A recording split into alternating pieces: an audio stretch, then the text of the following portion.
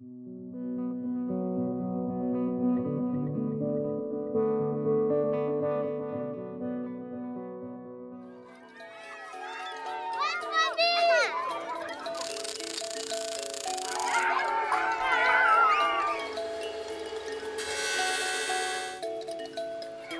idea was to try and develop a system that would make the collection of water a lot easier and a bit more fun, because collecting water from a river or from a dam is just hard work, and we wanted to put something light into it, and we came up with the idea of a play pump, a roundabout. Okay, this is our play pump system. This is a children's merry-go-round. And as the children spin on this thing, it pumps water from a borehole that it's bolted on top of, right here. Basically, this goes round and round, the pump goes up and down. The water's been tested, so it's safe for human consumption, conforms to World Health Standards. Works both directions. Doesn't matter which way the kids spin, still pumps water through a series of pipes into this pipe here, and pumps into the top of this 2,500 litre storage tank. And this pipe is on the top of the tank. This is the overflow.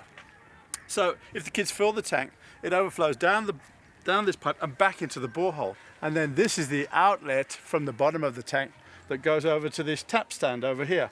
Tap stand's very simple, just nice and sturdy, so that it doesn't get damaged by cattle or over enthusiastic children. It's got a very simple tap, and the water's stored in this. So as you turn the tap on, just plenty of water.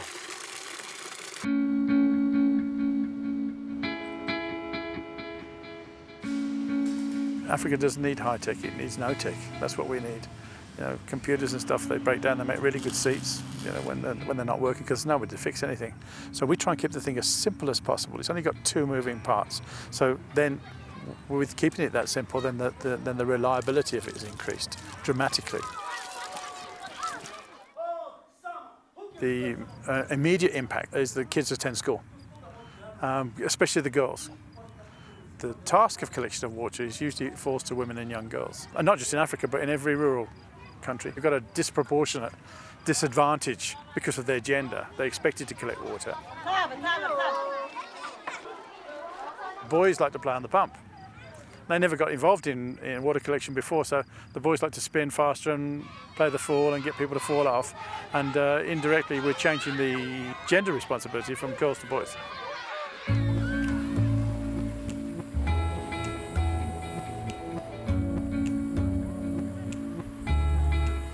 We try and install the play pumps at primary schools, combined schools, creches, anywhere where there's a lot of children that congregate that are in the right age group, from about 6 years old to 14 years old is perfect for us.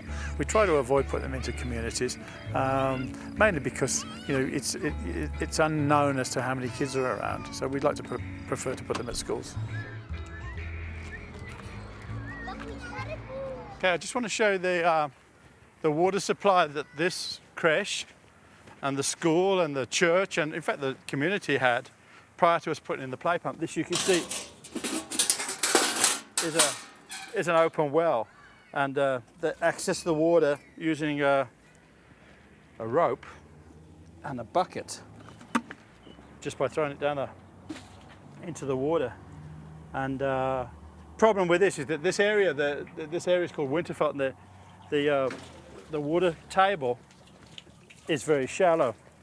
The problem with shallow water tables is that the water is always very, very polluted from all sorts of things.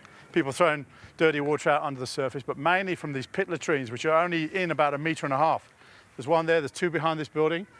There's a couple more behind here.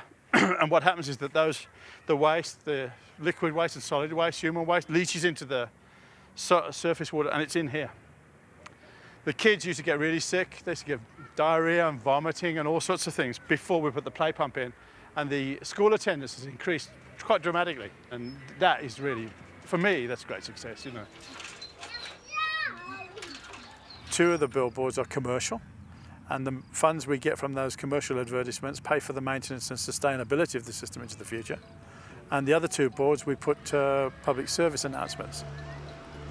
At the moment we're in Lesotho, Swaziland, Mozambique, Zambia, We're about to move into Malawi, and then we've got another 5 countries that we're going to enter into, and the need in those countries is far, far, far greater than it is in South Africa. The play pump is an African solution to an African problem.